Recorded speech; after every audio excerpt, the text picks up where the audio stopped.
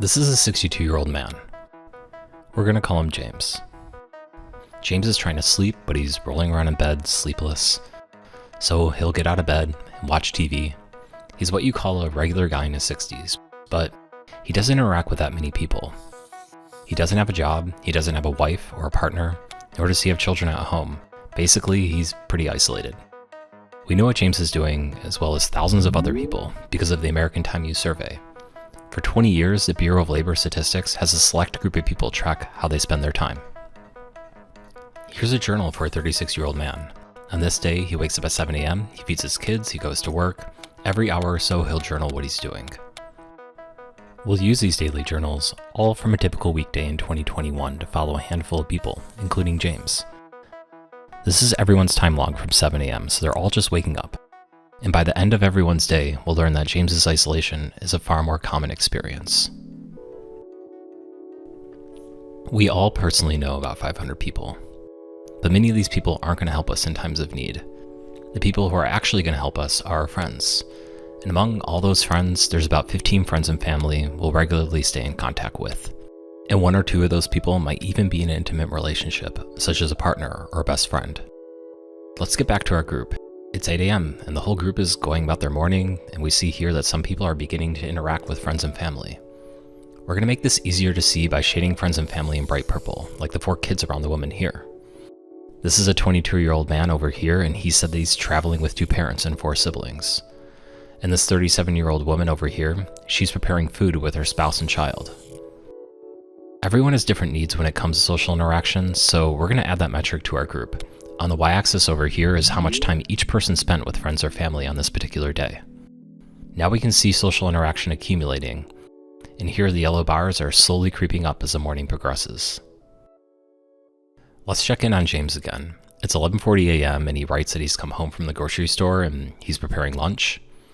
After lunch, he's going to watch TV again. He's been around other people today, like at the grocery store, but it's 1 p.m. and he hasn't really done much with other people.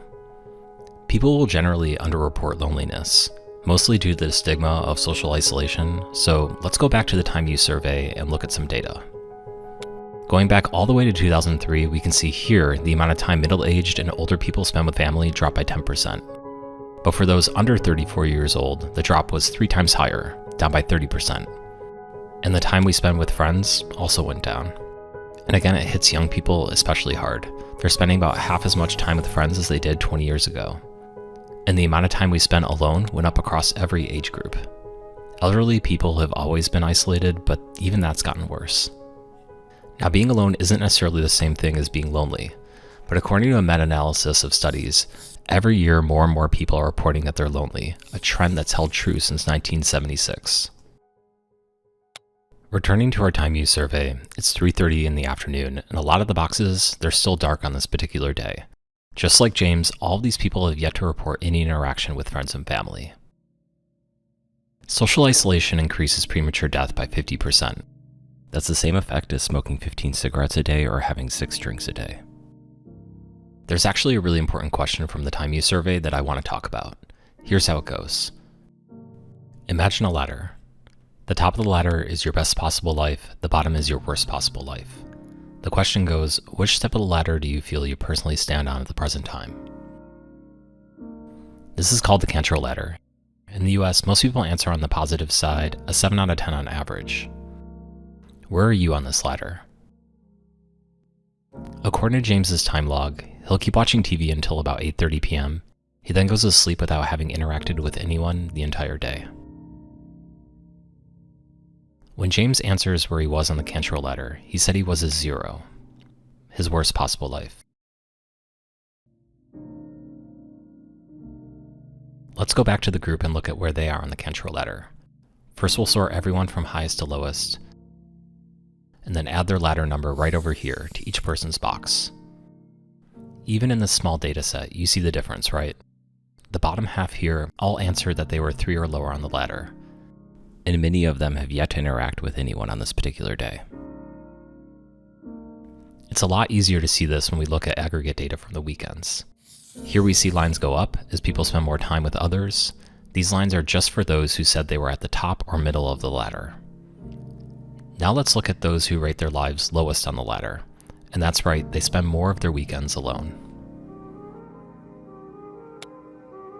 It's such a cruel twist that loneliness makes socializing feel more threatening. Former US Surgeon Vivek Murthy once said, "Over time, this vicious cycle may convince us we don't matter to anyone, that we're unworthy of love." Humans evolved to survive in groups, so when we're isolated, we're convinced that we're in danger. So talking about loneliness means telling someone that you're hurting on a primal level. So we don't talk about it and it stays invisible.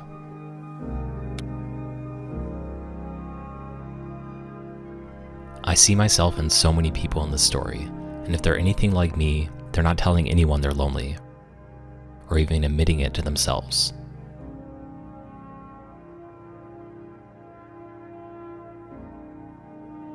I want to be around people who care about me, and I want to be able to take care of them too. But really, I just don't want to fall asleep feeling like I'm alone.